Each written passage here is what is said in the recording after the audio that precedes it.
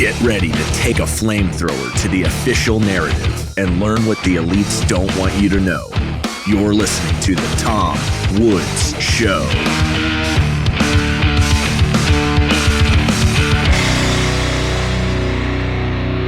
Hey everybody, Tom Woods here. It's episode 2558 of The Tom Woods Show, and we have the distinct pleasure of being joined once again by the great Keith Knight.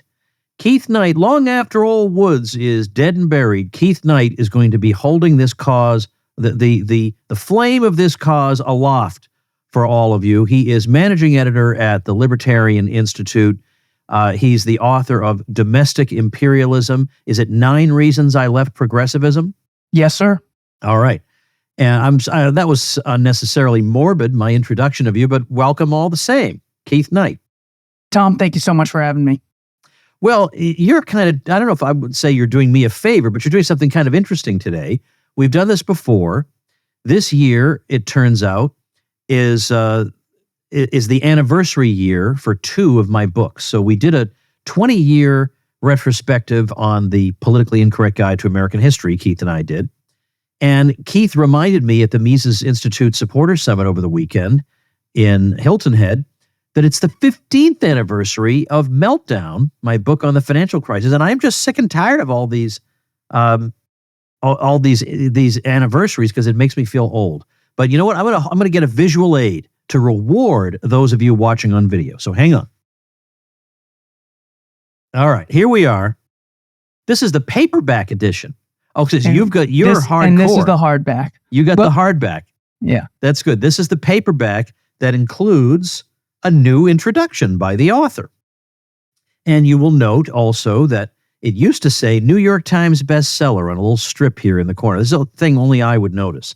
Now it says national bestseller, which is very lame sounding.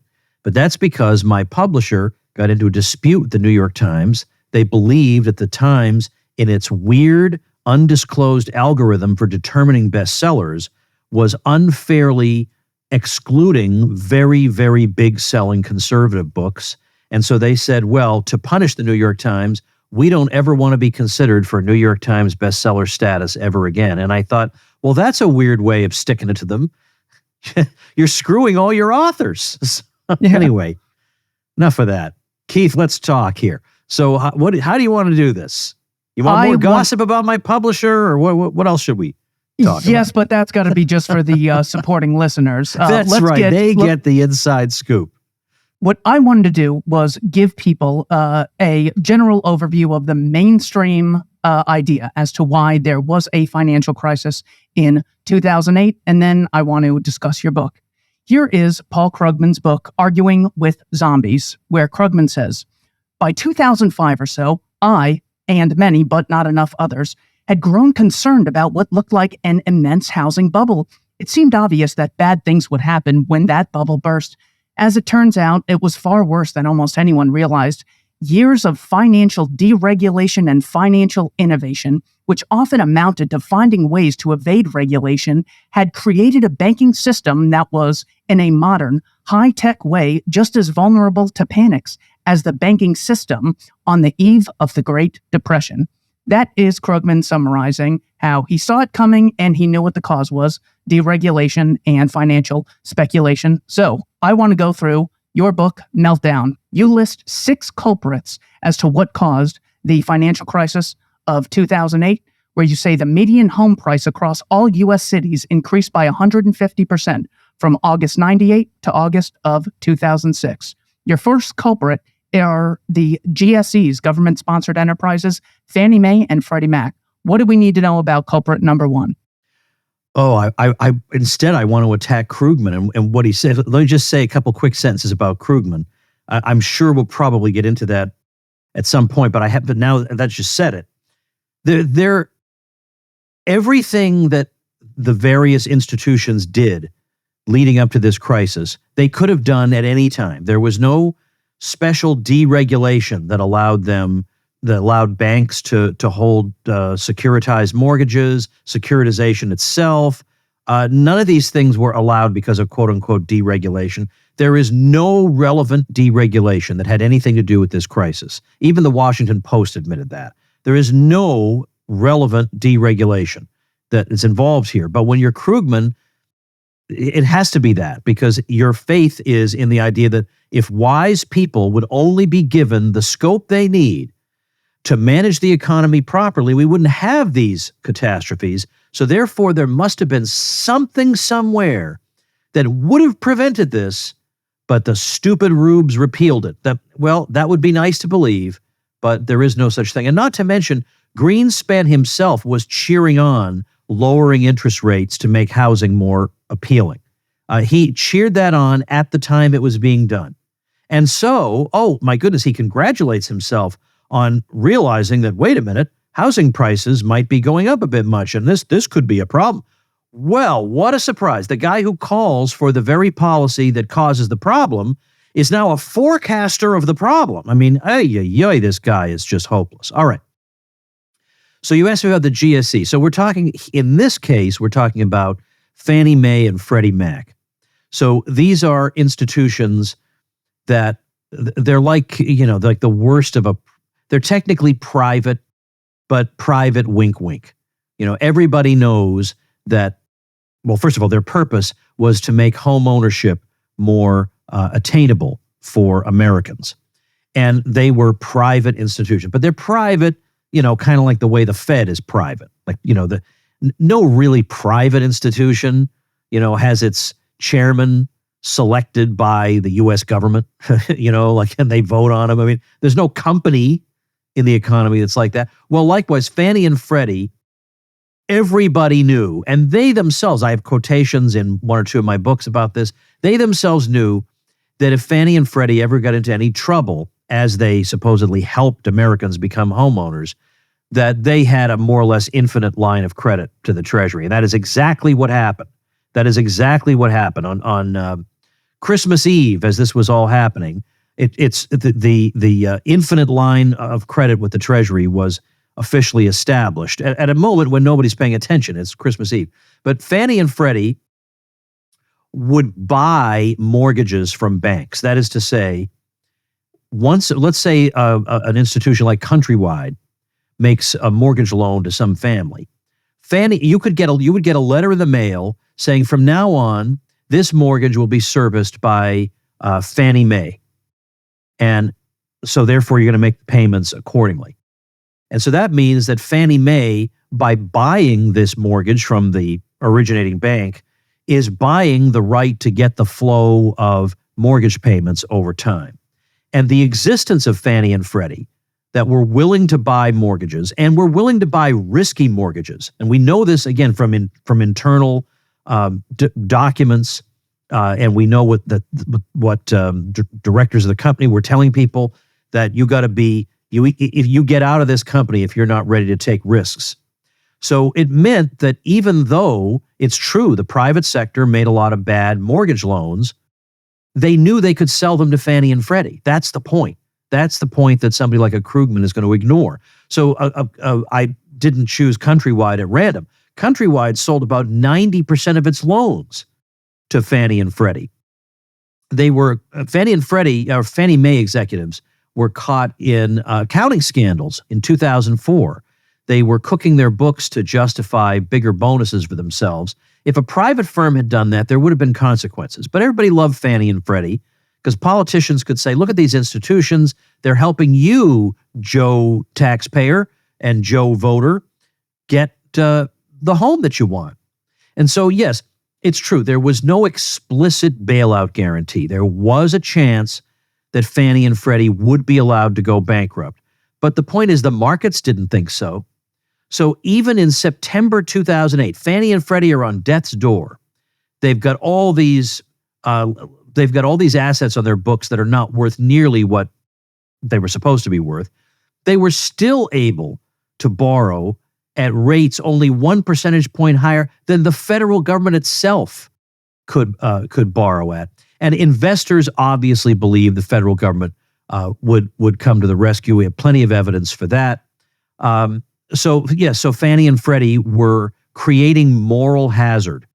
And there's a lot of moral hazard in this crisis. Moral hazard refers to the phenomenon whereby whereby somebody else is going to absorb the risk or is going to absorb the cost of your behavior. So there's a kind of moral hazard. Let's say when you rent a car, you're not going to get an oil change for that rented car. You're not going to wash it. Maybe you might go 5 miles an hour faster over a speed bump because you don't own the long-term value of that car. The rental agency does.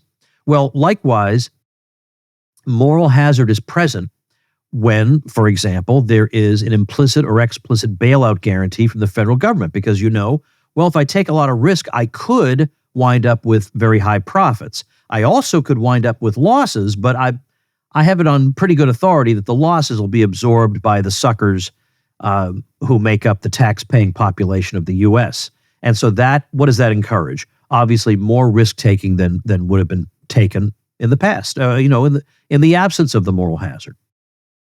Culprit number 2, the CRA, or Community Reinvestment Act. What do we need to know about the Community Reinvestment Act? Well, here's the problem. The Community Reinvestment Act had to do with making sure, it was a kind of affirmative action lending, making sure that banks were issuing mortgages in what the government considered to be sufficient numbers in the neighborhood where the bank itself was located. And a lot of people on the political right pointed to the Community Reinvestment Act as an example of the kind of thing that led to the crisis, because obviously these banks, if you have to force a bank to make loans, that means that those loans were unattractive for some reason, or they would have made them already. So people would say that legislation like, or a law like that, a requirement like that, requires banks to make loans they wouldn't make otherwise. Why wouldn't they make them otherwise? Because they're not good loans. And of course, getting past all the stuff about deregulation or this or that, the fact is this: the crisis occurred because the banks just made a lot of bad loans. That's not a sexy explanation. But that's the reality. Banks made a lot of bad loans. The reason I'm not particularly taken by this explanation is that it is true the Community Reinvestment Act goes all the way back to the 1970s. So given that the crisis occurs 2007 into 2008, that's an awfully long incubation period, for that to be an explanatory factor. It didn't help, but it was carrying more of a burden than it should have by right-wingers who didn't know what else to say. They don't want to blame capitalism because they feel invested in that, but they haven't learned anything about the Federal Reserve because National Review wasn't talking about the Federal Reserve. Neoconservatism wasn't talking about the Federal Reserve. They had no explanation at hand, whereas we, as Austrian economists, of the Austrian school, we can say that the central bank plays a role here. And the central bank is not a creation of the free market. It is just the opposite. But they didn't have that readily at hand, so they were forced to search around for not very convincing explanations like this one.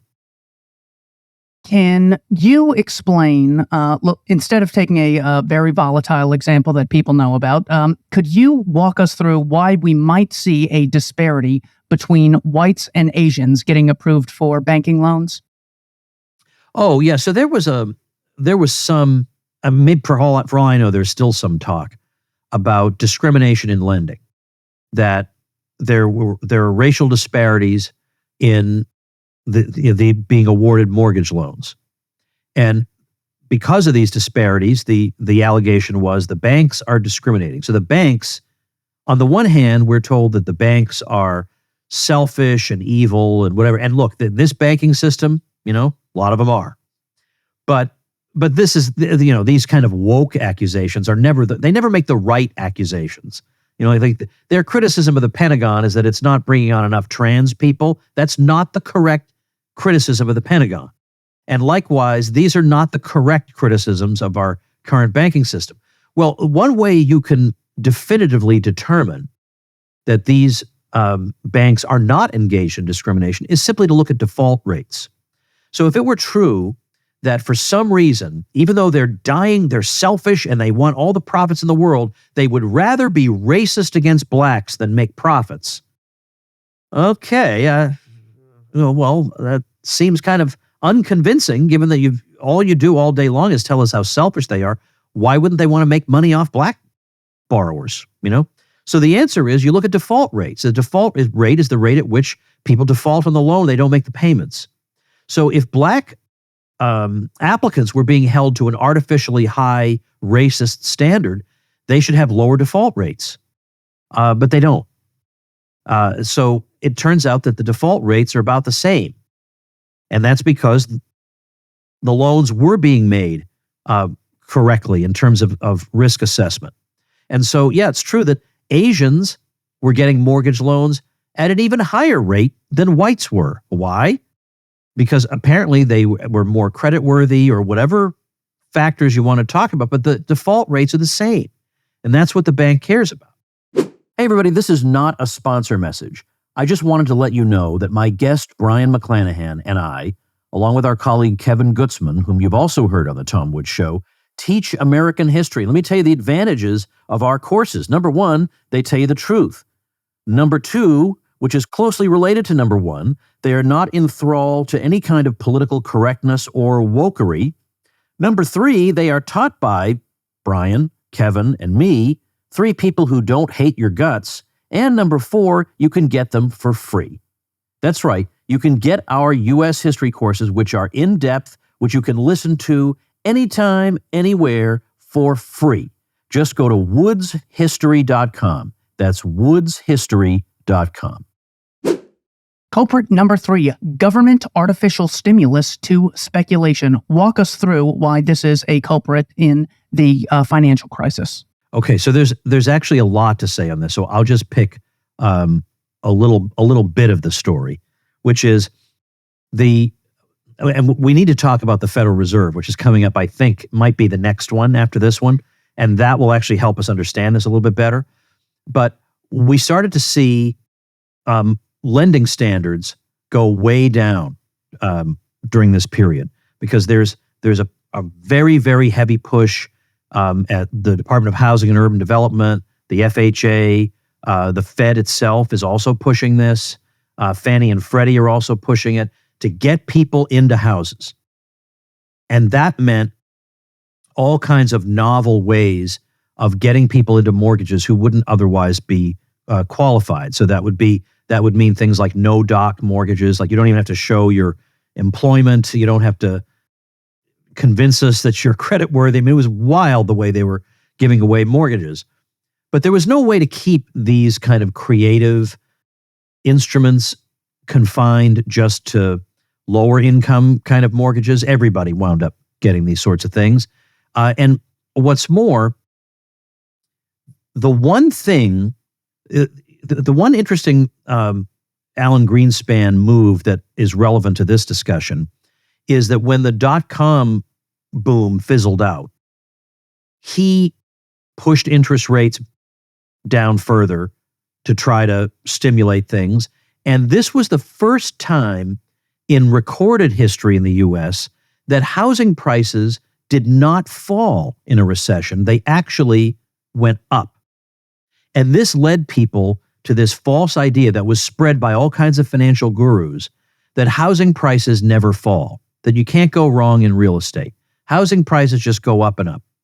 And this mentality, in turn, coupled with all the various creative financing schemes, led people to get far, far further into flipping houses than they would otherwise have done.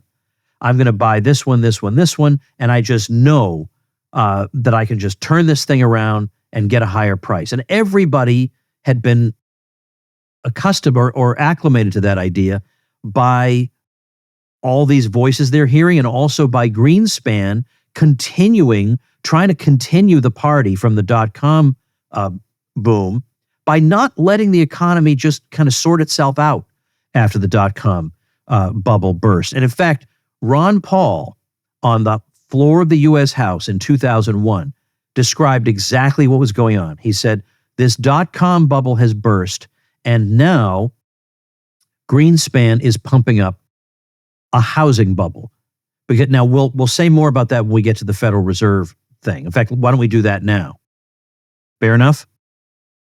Culprit 4 is the pro-ownership tax code. Anything we need to know about that before going into No, I mean, that? you can read that in the book. I'll leave one of the 6 for people to be required to go buy the book. So we'll have a link to the book in the description and on the show notes page, by the way.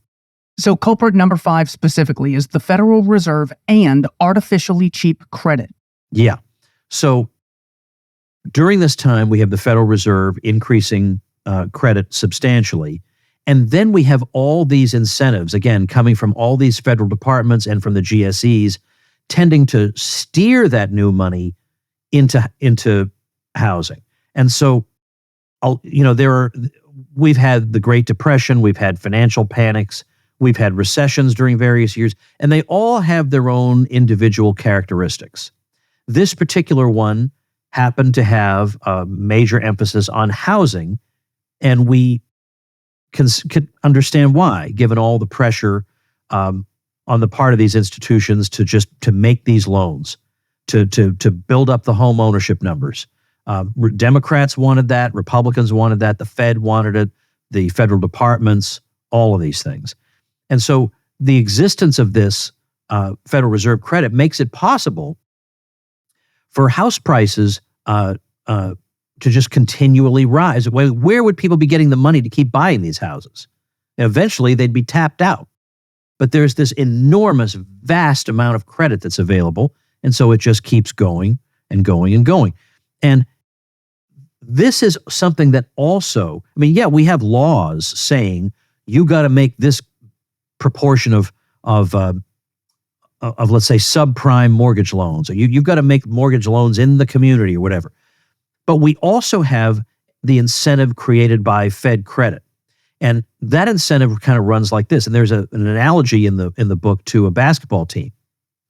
Let's suppose you have to pick 5 people from your gym class to be on your basketball team. You're going to pick the 5 best you can. But then suppose I change my mind and I say, well, you know what? You probably should have a bench of at least a couple of people. Pick 2 more. Well, those 2 more are going to be not as good as the first 5, right? Because you chose the best ones already. Well, likewise, when the Fed comes along and increases credit, pushes interest rates down, now the banks are going to be making loans the banks are going to be loaned up to the extent possible at all times because they want to maximize their profits. So that means they've surveyed the market and they've found the most creditworthy people. But now suddenly there's increased credit in the marketplace and they have more to play with. So now when they go back into the market to try to entice more people into getting mortgages, we know those people are going to be less creditworthy than the ones they already attracted. For the same reason you already picked the best 5 basketball players for your team. So this is another factor contributing to this. Can you walk me through the difference between what you call artificially low interest rates and interest rates that rise and fall based on market demand? What makes the Fed interest rate intervention artificial, and why is that a problem? Interest rates fall when we as a society decide to save more of our resources. That pushes interest rates down. And when we decide to save more of our resources, we are basically saying we're not going to go into the economy and claim a lot of these kinds of things that entrepreneurs might need for their projects. So if I, let's say, I'm going to save, I don't know, some wild amount. This would be considered a wild amount these days, 10% of my income. That means that I'm not going to go buying a whole lot. I'm not going to go buying consumer goods with that 10% for a while. And so during that time, that's exactly the time when we've all decided we're going to put a little bit of a halt on our purchase of consumer goods. That's when entrepreneurs think, okay, well, then now's the time for us to do long-term projects like expand our physical plant or do research and development for future products people might want. In other words, longer-term things because they've got the time. We're saving right now, and they've got the time, and they have the resources. The trucks that might have been driving retail products to the stores, well, if we're saving, they don't need as many trucks for that. So those trucks are now available for entrepreneurs to use. Like, we're not stuck in a tug of war with each other. Like, we want the trucks for bringing retail products to the stores, but you want the trucks for your long-term investments that are going to result in consumer products only way, way down the line. We're not in a tug of war. It's a natural flow of the allocation of resources. But if interest rates are pushed down artificially by the Fed, well, it looks like the general public has saved. But now when you go to start these long-term projects, you're going to find that you're actually in a tug of war with consumers. You're going to find that those complementary products you need to complete your big long-term projects are going to turn out to be more expensive than you thought, because they're actually being bid away from you by people lower in the production process, people closer to the consumer markets who want them for immediate consumption. And so now some of these products are not going to pan out. Some of these investments are not going to pan out. And the result is a bust. The result is a waste of resources, half-finished things, unprofitable investments that should never have been begun. And then the recession period is when we sort this all out, reallocate resources into channels that are sustainable in the long run, and then we get a healthy economy again. Walk me through what you mean in the section cluster of errors. Why is this significant when it comes to the Austrian explanation? Okay, so most people listening will know that there's something called an Austrian School of Economics, which is, of course, not a literal building, but rather a school of thought, and that its main proponents are people, from the beginning, Karl Menger, Eugen von Bombawerk, Ludwig von Mises, F.A. Hayek, and then many others after that, Israel Kirzner, Murray Rothbard, many others. And they have a distinct way of looking at how to do economics, which is kind of a more old-fashioned way, which does not make it wrong. It makes it much more likely to be right, actually. And among many other things, they have a distinct explanation for why the economy moves in a cyclical pattern. Now, we know that in a market economy, if you are very bad at pleasing consumers, if you produce all the wrong things, or you produce the right things, but at prices nobody can afford, you are going to suffer. You're going to suffer losses and potential bankruptcy. But if you are very good at anticipating consumer demand and you come up with products people want at prices they can afford, you're going to be rewarded with profits, which means you'll have now more resources at your command. And therefore, the people who are the best at anticipating consumer desires will now be able to command more resources to continue their good work. So if that's true, that the best anticipators of consumer preferences are rewarded and they get more and more resources, and people who are the poorest at it get punished and wind up being stewards of fewer and fewer resources, then the question becomes, why doesn't the economy then move essentially in an upward trajectory? Because the best entrepreneurs get rewarded and they're controlling more and more resources and they're really good at this. And so the economy should get better and better as this process continues. But you notice the economy instead moves in like a sine wave. It goes up and then it goes down. It goes, we're doing well, then we're doing badly. Then we're doing well, and then we're doing badly. That doesn't seem to be the story that we're telling here about the most skilled entrepreneurs getting more and more resources under their control. Shouldn't that lead to better and better and better outcomes rather than up and down and up and down? So what is the source of this up and down? What is the explanation for this up and down?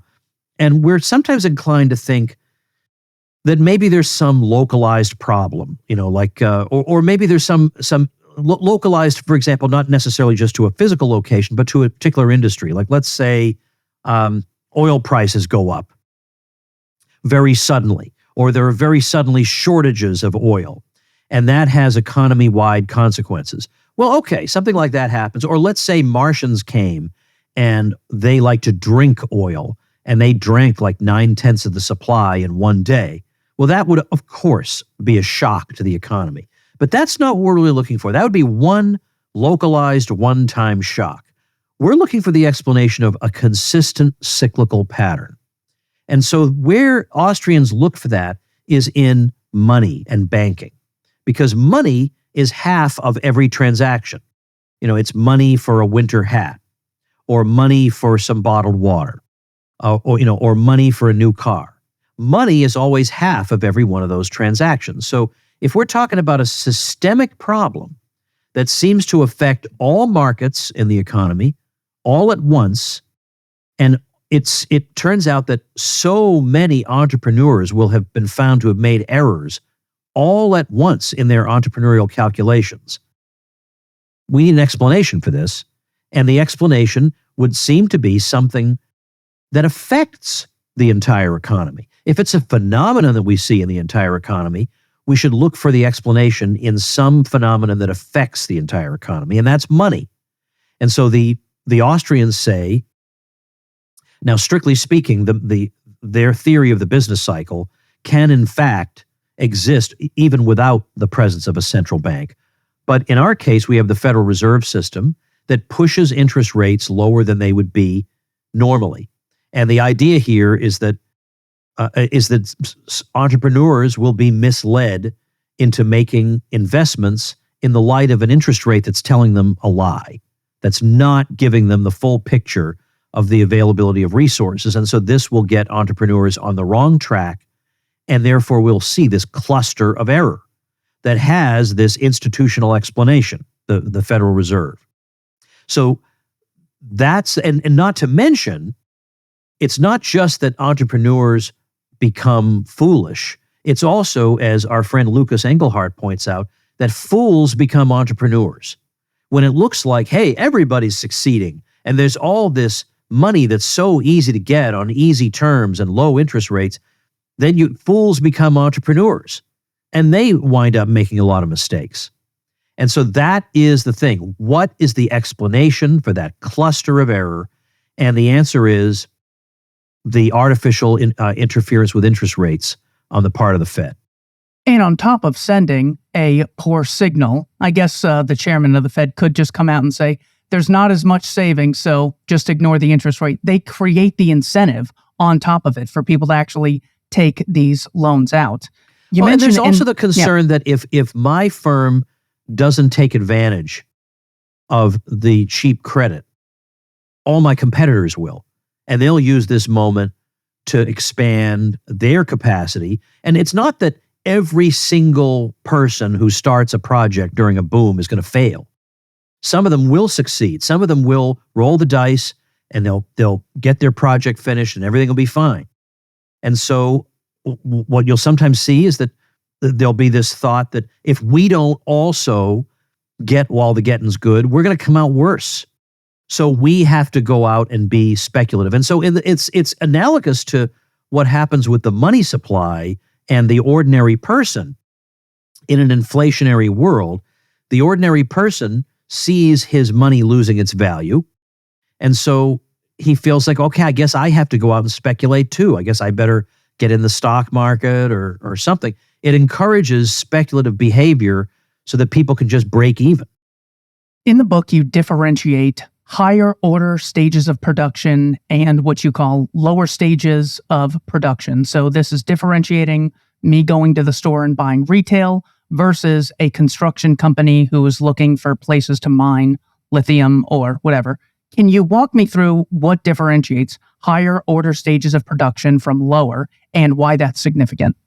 Now, I can give you, as I just did, a very, very elementary overview of the Austrian theory of the business cycle without talking about stages of production. But for people who want a bigger picture here, the idea of stages of production runs as follows: that the highest order stages are the ones that are the farthest from consumers. So that is to say, research and development or mining, that's very, very far from, let's say, a wristwatch in a jewelry store. Because that's going to take a long time. Like research and development, we don't even know what the product is going to be. So these are stages that are going to be, that the fruits of those stages will not be consumer goods for a long time. So we have a stage like that. We might have, we'll have like manufacturing, we'll have distribution, where, okay, now so manufacturing itself is going to be a series of stages. Maybe the first stage is the production of, widget A, but widget A isn't useful to people without being combined with widget B, which is then another stage. But then once the product is created over the course of stages, then we have to distribute it. So we've got to physically transport it. We have to market it so that people know that it exists. We have to get it into that retail store. And so if you think about a bagel in a deli, you have to think about, okay, we're gonna plant grain. Now that's very, very far away from your bagel. Then we have various stages that grain goes through to become a bagel that is heated up and handed to you in a retail store. And the idea of this idea of stages of production helps us to conceptualize what's happening in the business cycle in an artificially induced boom. Is that you've got entrepreneurs now with the lower interest rates. These long-term projects become very, very attractive, very much more attractive, in the same way that if the 30-year mortgage rate for your house was cut in half, you might very well go out and buy a nicer house, because that slash in half, let's say, or even by a percentage point or two, makes a big, big difference in the payments you're going to be making over time. Your mortgage payment will be way lower because of that. And so likewise, these long-term projects become much, much more attractive. So you've got entrepreneurs working up here on the higher order stages, but at the same time, consumers are just demanding their same pattern of consumption and saving that they had before. And so they want resources down here, more of existing products. And meanwhile, because of the mismatch because we have artificially low interest rates and not the interest rates that emerge from the natural patterns of saving and consumption on the part of consumers, we have a kind of a competition between entrepreneurs up here and consumers down here, instead of the cooperation that would ordinarily occur if the interest rates were allowed to set themselves. And so that's the explanation of what those terms mean. A lot of the financial terms can make things very confusing. Ludwig von Mises uses the analogy of a master builder to close out this section, and then I want to go on to the next one. What is Mises's master construction? I forget what he calls it. Master builder analogy? Can you either use a different analogy to explain this or walk us through Mises's? Well, I'll walk us through the Mises one, even though we don't want to. It is an analogy involving a home builder. And unfortunately, the 2008 crisis involved housing. So when we use this analogy, we have to understand he's not literally talking about houses. He's thinking of the house as representing an entire economy. So his analogy is this, that he's imagining an economy, or he's imagining a master builder trying to build a house, but he's building a house in the same way that we're trying to run an economy with misleading interest rates and mismatches in what everybody's trying to do. So as a home builder, I'm trying to build a house, so I'm going to gather resources together and start building that house. So in the case of, basically what's happened, the way I like to do the analogy is that what we have in the case of artificially low interest rates is a home builder, a master builder who's become drunk. And his drunkenness is making him sort of like see double, and he thinks he has more resources than he has. So when he draws up a blueprint for his house, he draws up a blueprint for a house that's much too ambitious given his resource constraints. There's no way he can build this house with the bricks and all the other supplies that he has. But he's looking at the supply and it looks bigger. It looks big enough to build this house. And so in effect, this is what we're saying is it's like the economy itself becomes too ambitious. It's trying to do more than it actually can do. So the master builder goes about, he can build some of it, and he starts building, and then he realizes, wait a minute, I can't finish this house, the one in the blueprint. So he starts thinking, all right, well, I guess the only way to handle this is to build a more modest house. I was too ambitious here. I'll try to build a more modest house. So let's see, we'll get rid of the gazebo. There's no way I have the resources for that. The second wing of the house, forget it. We're just not going to be able to build that. So he tries to think of, with the resources I have, what can I in fact do? And I'll explain how this is in fact an analogy in just a minute. But if somebody said to him, well, what if you continue to drink? Just drink some more. Maybe that'll help you, because then that'll make you think there are more resources. Now, nobody could think that's the solution to his problem. Fool him into thinking he has even more resources so that he continues to build the original house that we know he doesn't have the resources to build? If he did that, okay, he would continue building this, but then he'd realize, wait a minute, I just wasted even more resources and more labor time that I could have devoted to the building of the smaller house. Now this whole thing has to be demolished so that I can rebuild a house that is plausible given the existing resources that I have.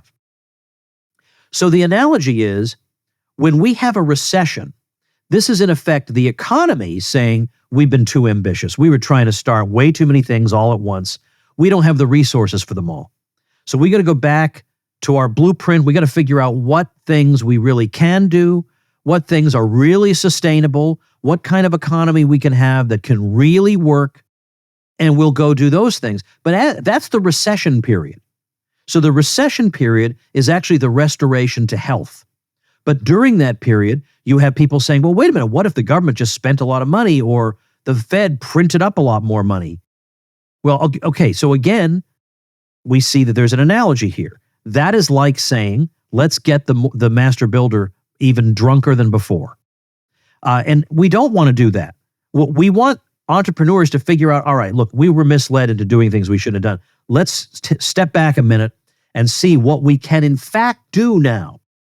But if the Fed is going to push interest rates even lower, that's going to make it even harder to figure out what we should do. And that's going to encourage us to persist in the wrong things. The same way we would have encouraged the master builder to persist in building an unbuildable house. And that's what Alan Greenspan did in 2001. People persisted in investment and spending decisions they shouldn't have persisted in. And so we want that master builder to see the world clearly. And when we pump the economy with all this artificial stuff, all it does is make him fall back into his initial errors. And so what is true of him in the analogy is true of the economy in the aggregate. In the face of hundreds, dozens, maybe hundreds of regulatory agencies, tens of thousands of codes in the pages in the Federal Register, thousands of bureaucrats, the progressive will have the confidence to say it was actually deregulation because it's not the number that matters, it's the quality. And what happened was they repealed Glass-Steagall in the 90s, allowing commercial and investment banks to merge. How can we falsify this thesis that repealing Glass-Steagall was the cause of the 2008 crash? Yeah, I have friends who take this position, and I think they're just not, I don't know where they're coming from on this, because so-called what we had was the partial repeal of Glass-Steagall around 1999. The so-called Glass-Steagall had separated commercial and investment banking from each other. And the repeal of that simply said that the same holding company can own both a commercial bank and an investment bank. That was it. And all that did was make the United States like every other country in the world. No other country in the world had that restriction. So the idea that repealing that caused a financial crisis that spanned the globe when only the U.S. had that provision in the first place is unconvincing. No other country has had any problem with that, and neither have we. And so when we look at who are three of the major players that had major troubles during the financial crisis: Bear Stearns, Lehman Brothers, and Merrill Lynch. Well, those were pure investment banks. They never crossed over into commercial banking. Same with Goldman Sachs. Washington Mutual and Wachovia, which went under, they lost money the old-fashioned way. As I said at the beginning, they made bad loans to homeowners. And AIG is an insurance firm. Is an insurance, right? Yep, AIG. And AIG wound up getting, the bailout thing is the other side of all this. AIG wound up getting a bailout, and then just months later, its former CEO said, in retrospect, probably we shouldn't have gotten that bailout. We should have been allowed to go bankrupt, and then the rest of the U.S. wouldn't have had to deal with our problems. Maybe I'm getting ahead of us here, but I don't want to get into all the technical details about credit default swaps. But the point is that with AIG, we were told, as with COVID, we don't have time to listen to you people. It's an emergency. We have to take action.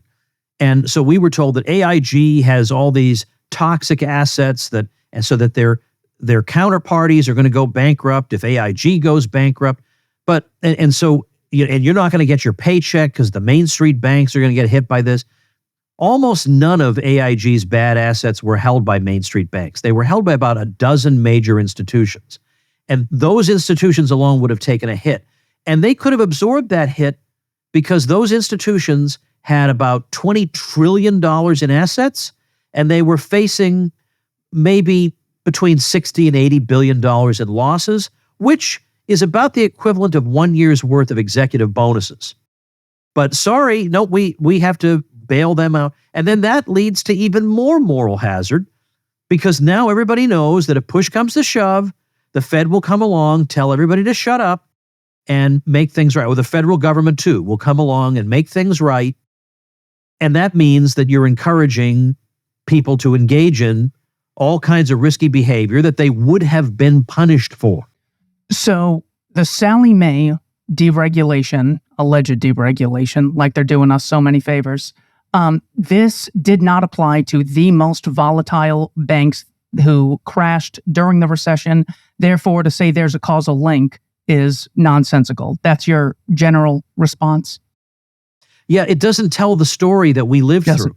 It has nothing to do with that story. And I think I've heard several people say that the reason people cite this, they think, is that as with somebody like Krugman, and by the way, I don't know what Krugman's opinion on this particular question is, but it's the same mentality. There must have been some repealed thing that would, if we had kept it, have prevented this outcome. They have to believe that the smart people, the experts running things, must have anticipated this, but the stupid rubes got rid of their wise regulation. They have to believe, they can't just believe that maybe the experts themselves might have driven us into this dead end. Yeah, because I would have assumed that if you had a bank that was allowed to diversify its portfolio with commercial and investment payments or investments, I thought that they would be more stable. So that actually makes sense. All right. So now we get on to, we're in the recession. Now we got to come up with a solution. Fortunately, Nobel Prize winning economist has the answer for us. He summarizes the theory of John Maynard Keynes on page 96 of Arguing with Zombies. Here it is. Get a pen because you're going to want to jot down a few things. The economy isn't like an individual family that earns a certain amount and spends some other amount with no relationship between the two. My spending is your income and your spending is my income. If we both slash spending, both of our incomes fall. In a situation in which many people have cut spending, the result is depressed incomes and a depressed economy with millions of willing workers unable to find jobs. The government is not in competition with the private sector. Government purchases don't use resources that would otherwise be producing private goods. They put unemployed resources to work. Budget deficits haven't led to soaring interest rates, and the Fed's money printing hasn't led to inflation. Austerity policies have greatly deepened economic slumps almost everywhere they have been tried. Spending cuts and or tax increases should wait until the economy is no longer depressed and the private sector is willing to spend enough to produce full employment. What, if anything, is wrong with that response? We have come upon the old issue of idle resources. And somebody like Krugman is, I want to emphasize to people, you can't just go up to Paul Krugman and say, don't you know about the broken window fallacy? He does. And he will admit to you that in an economy with full employment of resources, the broken window fallacy would be a problem. And the broken window fallacy is the boy throws a baseball through the window and it breaks it, and the homeowner is very unhappy because now I have to replace the window, but the midwit economist comes along and says, oh, but actually the breaking of the window will be a stimulus to the window repair industry, because he can only see one thing at a time. But the problem is like that, the resources that go into that can't go into something else. And so if there hadn't been a broken window, I could have had a nice window and a new sweater. But since I have to spend the sweater money on repairing the window, now I have only a window. So it's a loss as a normal person would think. Destruction is a loss. Krugman agrees with that. So we don't want to think he's just a dummy. What his argument is that when you're in a recession, the resources in question aren't being used by anybody. So it's not like we have to pull resources away from one thing in order to do, let's say, some government make work jobs. He's saying people are just sitting there; they're not doing any work. So he's in effect saying this is a case where the window repairman was unemployed. So we're not pulling him away from some other employment. He was just sitting there anyway. So we're putting him to work, and this is a net plus for the economy. So the problems with this are at least twofold. Number one, when he says that resources are unemployed, he means mostly labor, that people are unemployed, but also resources. There are buildings that aren't being used because the factory closed, or and all the machines in the factory are just sitting idle. And wouldn't it be good if we could do something with those things? So let's stimulate them into activity. The problem with this is they're idle for a reason. If the prices of those things, like that machinery or that building, went low enough, somebody would buy it and start producing something in there. But right now, the economy is trying to price those things and trying to figure out at what price level is it profitable to use this thing. And just artificially saying, well, go in there and start making stuff is not helpful. We need to figure out, is it economical to make stuff? Maybe this whole building's a total loss for all we know. But we need time to figure that out. And politicians can't figure that out. They're just going to say, well, employ some of my local constituents in doing some random thing at that building. That's not making us richer. So that's one problem. The other problem is, why are the resources idle in the first place? Krugman never wants to answer this question. Why did the resources suddenly go idle? Well, because of what we learned in the Austrian business cycle theory. They started on projects that were unwise and unsustainable, shouldn't have been started. And so we don't really want to restart them. Why would we want to restart them? Maybe they shouldn't have been started. Again, entrepreneurs need time to figure out how to fit these resources now into the new economy that we have. Not the imaginary economy we thought we had when we were drunk, this real economy. So that's going to take a little bit of time. And then finally, when Krugman says we're not using resources that we're not competing with the private sector when the government directs the allocation of resources and employing individuals in jobs, we're just taking idle things. But that's impossible. What project could Krugman come up with that absolutely precisely uses only those human and physical resources that happen to be idle at the time? No matter what project it is going to be competing with real projects that have real consumer demand behind them, not just politicians saying, hey, create these jobs so that I look like a cool guy in front of my constituents. That only impoverishes us, those types of jobs. They don't create anything we want. If they did, we would voluntarily support those jobs with our purchases. So Krugman, no matter what he claims he can do, cannot create jobs and projects that precisely pull only the resources that are temporarily idle. He will be competing with the private sector that is actually currently in the process of trying to produce things we really need. He equates the involuntary investment of the taxpayer with things that actually reveal choice preference of what people actually want. Exactly right. Just sickening. Two more questions. With regard to historical narratives, what are some lessons we can learn from the Depression of 1920? 7 years after the Federal Reserve was established, there was a depression. The panics did not end. What are some lessons from the Depression of 1920? Yeah, so I wrote an article for the Intercollegiate Review on that. I don't remember the title of it, but that it gave my most thorough overview on it. I do talk about it in Meltdown to about the degree that an ordinary person would need. But for the nerd, you're going to want to look for my article in the Intercollegiate Review. But the long and the short of it is this: Joseph Schumpeter, a great, not in the Austrian school, but a great, very interesting economist, said at the time that downturn, 1920 to 21, was itself evidence that the economy reverses itself when after there's a downturn, that you don't need outside help, you don't need artificial stimulus, you don't need anything like that, that entrepreneurs eventually sort things out. And so you did have a very severe downturn that year, like production falling by a double-digit percentage, double-digit unemployment, a very, very substantial downturn. And by the middle of 1921, Warren Harding had as his Secretary of Commerce Herbert Hoover, who was not the laissez-faire ideologue we've been told. He was something of a progressive, and he was urging Harding to do something. Well, by the time it occurred to him to quote-unquote do something, the economy had already reversed itself. The recession was already over.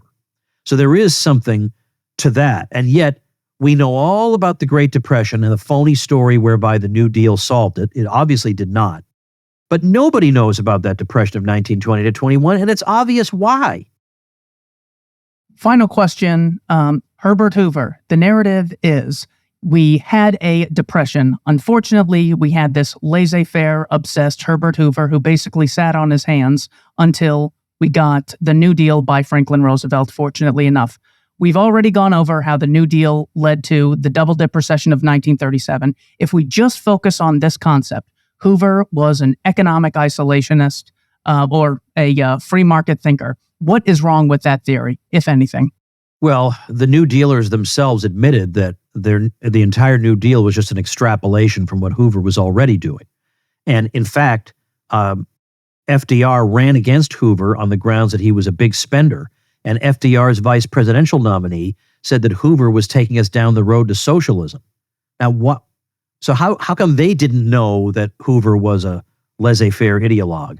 At this point, the good sound revisionism on this has pretty much come through, just hasn't trickled down to the general public. But I even saw a PBS special saying that, yeah, we all know now that Hoover was an economic interventionist. Well, who's we? I mean, a few people do, but the general public typically doesn't.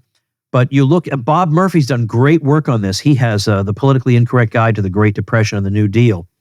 And he's gone through the numbers of comparing Hoover's spending and FDR's spending, and because Hoover did spend an enormous amount on public works, and not to mention he had agriculture policies and wage policies, which wasn't a policy, but it was a strong urging to major companies to keep wages up at a time when prices were falling pretty dramatically, but to keep nominal wages up at a time that that would just encourage people to hire fewer people at that particular moment.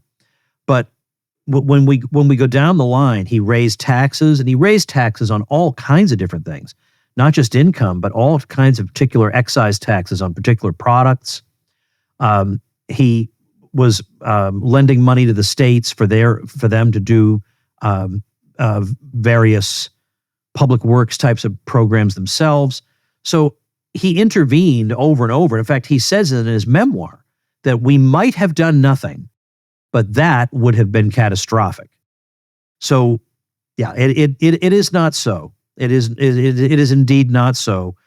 Hoover was a kind of proto-progressive who thought that, in fact, he says repeatedly that laissez-faire is dead, it's over, it's an old idea. We've now moved on to this new modern way of planning with cooperation between government and business. It's all in there. One of the great lessons I learned from Diary of a Psychosis, your book published by the Libertarian Institute, is ask yourself, what should we expect to see? So when they tell us, well, we need a mask mandate, well, we'd expect to see cases going up, mask mandate enforced, and then cases going down. So when someone says Hoover was a hands-off free market guy, we would expect to see Hoover come into office and then spending and government regulation slowly decreasing on top of the Smoot-Hawley tariff taxes. From econlib.org, federal spending in 1929's budget that Hoover inherited was $3.1 billion. He increased spending to $3.3 billion in 1930, $3.6 billion in 1931 and $4.7 billion and $4.6 billion in 1932 and 1933, respectively, a 48% increase over his 4 years. So that is just another verifiable lie that the progressives and neocons are constantly shoving down our throat, ushering in a totalitarian bureaucracy within our shores for our own good. Meltdown is an absolutely excellent book. One of the early books I read in libertarianism after Ron Paul's The Revolution and Frederick Bastiat's The Law. Thank you so much, Tom Woods, for talking to me about this. Well, thank you, Keith Knight, for asking me questions about it. It is the 15th anniversary. There is a new introduction, bringing things a little bit up to date. This is one of those things like COVID that if we get it wrong, then the conventional wisdom becomes the stupid heads wouldn't let the experts take care of business, and it's like, yeah, how many these people have no shame. So if any of this interests you, check out Meltdown. We'll have the link in the description and on the show notes page, tomwoods.com/2558. Also, I'm a big booster and indeed a member of the board of the Libertarian Institute, and that is libertarianinstitute.org, which I very much want to encourage you to check out. So thank you, Keith Knight, and thank you, ladies and gentlemen. Make yourself and those you love less vulnerable to the regime, both mentally and physically.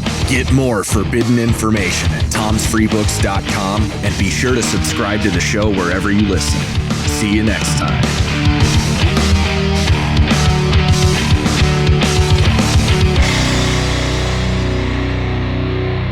Like the sound of The Tom Woods Show? My audio production is provided by Podsworth Media. Check them out at podsworth.com.